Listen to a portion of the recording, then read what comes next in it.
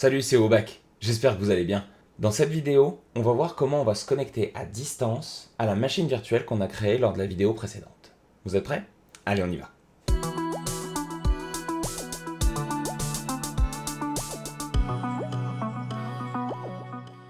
Pourquoi s'y connecter à distance? Tout simplement parce qu'un ordinateur, même s'il est virtuel sur notre machine, c'est pas très pratique à utiliser. Ça capture la souris, le clavier, on peut pas basculer d'une application à l'autre facilement. Du coup, on va le considérer comme un ordinateur qui est présent sur notre réseau. Et donc, comment on fait pour se connecter à distance à une machine qui est sur notre ordinateur? Je vais vous expliquer tout ça. Imaginons, ceci est mon ordinateur. Je sais, il est magnifique.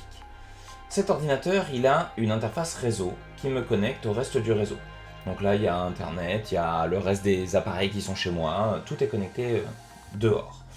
Dans cet ordinateur, j'ai créé une machine virtuelle qu'on va appeler VM ici.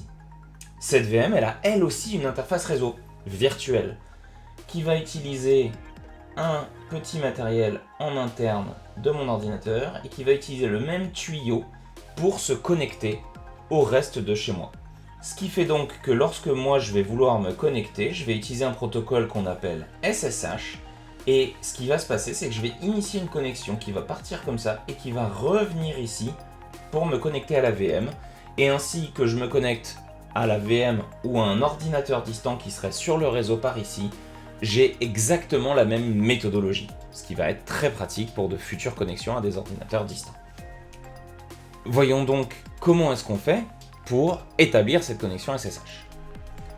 Pour ça, je vais me diriger vers VirtualBox, dans lequel j'ai créé ma machine virtuelle la dernière fois, parce qu'il va falloir faire une petite modification sur la config. Dans la machine virtuelle que j'ai créée la dernière fois, je vais aller dans l'onglet Configuration. Dans cet onglet Configuration, j'ai un onglet Réseau sur la gauche. Et là, vous voyez, je suis en mode NAT.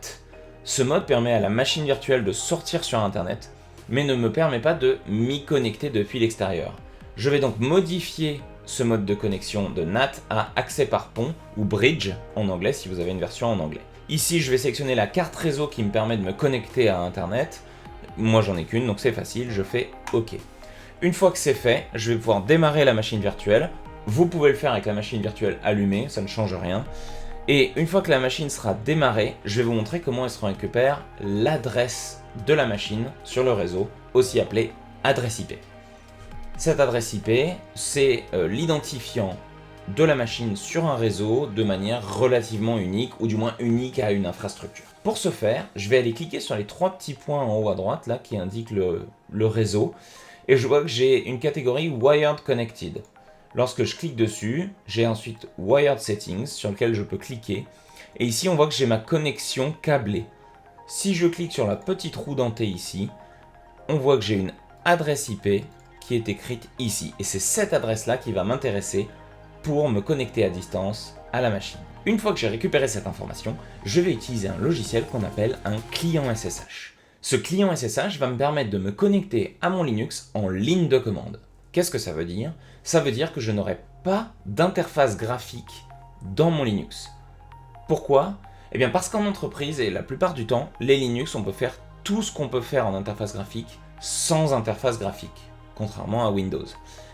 Pour ça, on a besoin de lignes de commande. Donc les lignes de commande, c'est des instructions qu'on va envoyer à notre système qui va nous répondre pour qu'on puisse interagir avec lui de manière complètement autonome. Je vais donc utiliser deux logiciels pour ma démonstration. Je vais utiliser Putty, qui est probablement le plus répandu en entreprise, et un que j'utilise personnellement et que j'utiliserai pour le reste des démonstrations, qui s'appelle MobaXterm. Donc on va commencer simplement avec Putty, que je vais lancer. Je vais me retrouver devant cette fenêtre là, et sur cette fenêtre là je vais pouvoir rentrer le nom ou l'adresse IP du serveur auquel je veux me connecter. Dans mon cas, je vais utiliser l'adresse IP que j'ai notée tout à l'heure, donc 192.168.1.183. Alors, juste avant de cliquer sur Open, parce que si je le fais, je vais pouvoir me connecter à ce serveur, je vais en profiter pour sauvegarder ma connexion pour ne pas avoir à retaper l'IP à chaque fois. Donc ici, je vais aller sur Save Sessions, écrire CentOS et cliquer sur Save. Lorsque je clique sur Open, je me retrouve devant une fenêtre. Là, je vais accepter le fait que je m'y connecte. Et là, on me demande un nom d'utilisateur, donc Wabac, un mot de passe, dans mon cas Wabac. Et je me retrouve devant une invite de commande. Donc je vais vous faire la démo sur Mobile Externe, mais là globalement je suis connecté à ma machine et je peux interagir avec directement. Dans Mobile Externe, dont voici l'interface, vous avez à droite immédiatement les sessions PuTTY qui ont été importées. Donc la session PuTTY qui est ici, que j'ai créée précédemment, on la voit immédiatement apparaître dans Mobile Externe. Si j'ai pas PuTTY en plus de Mobile Externe sur la machine, je peux créer une session de la même manière, et je vais faire ici clic droit New Session, et dans le type de session disponible, je vais choisir SSH. Dans Remote Host, je vais mettre l'adresse IP du serveur que j'ai noté tout à l'heure. Je vais spécifier le nom d'utilisateur et mettre Wobak, parce que c'est le nom de l'utilisateur que j'ai créé sur la machine.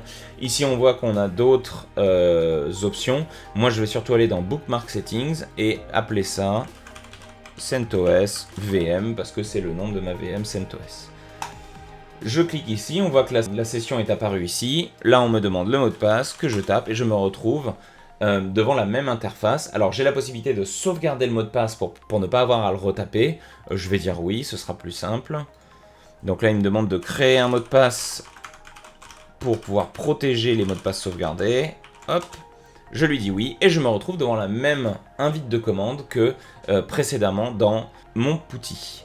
Ici, dans la machine virtuelle, pour vous montrer qu'on est bien en train d'agir sur le même système, je vais ouvrir le gestionnaire fichier. Donc là, vous voyez, j'ai les dossiers de mon utilisateur. J'ai un dossier bureau.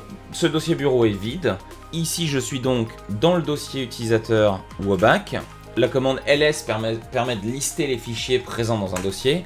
Là, on voit que j'ai bien les mêmes dossiers que j'avais dans mon dossier home ici.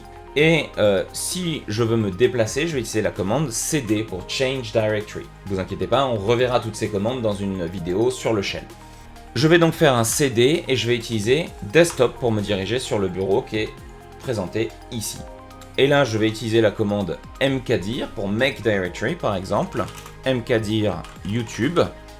Et lorsque je fais entrer, on voit que immédiatement dans l'interface graphique est apparu un dossier. Ce qui prouve bien que lorsque j'interagis avec des lignes de commande, je peux agir sur le système en direct à distance. Et voilà, on a donc vu comment se connecter à un serveur Linux distant ou à ma machine virtuelle en utilisant son adresse IP dans un client SSH.